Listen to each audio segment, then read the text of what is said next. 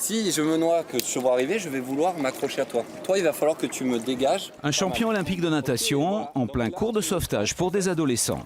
Et là, tu peux me ramener au bord tout en sécurité, tu vois, je peux plus bouger. Alain Bernard est engagé dans l'apprentissage de la sécurité et il se dit très sensibilisé par le nombre de victimes récemment constatées dans tous les milieux aquatiques. On parle souvent de la mer, mais il y a aussi les lacs, les piscines privées où il y a beaucoup d'accidents. Une prise de dégagement et le fait d'évacuer quelqu'un au milieu d'un milieu aquatique et la ramener sur une berge, c'est des gestes qu'il faut savoir maîtriser. Quand la personne a pu être ramenée sur le sable, si elle est en arrêt cardio-respiratoire, les pompiers rappellent que le premier réflexe est d'appeler le 112.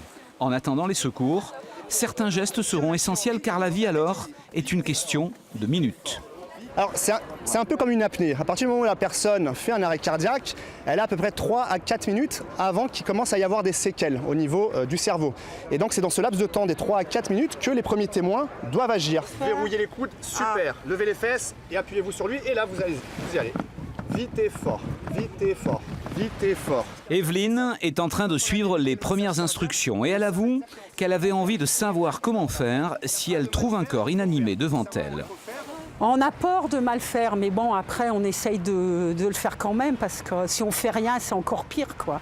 Il faut essayer, hein, quand vous avez quelqu'un qui est mal, qui tombe, on le regarde pas par terre, quoi. On fait quelque chose.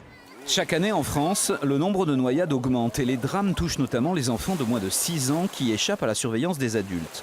Il reste 15 jours d'extrême vigilance à avoir sur les plages avant la rentrée dans les écoles.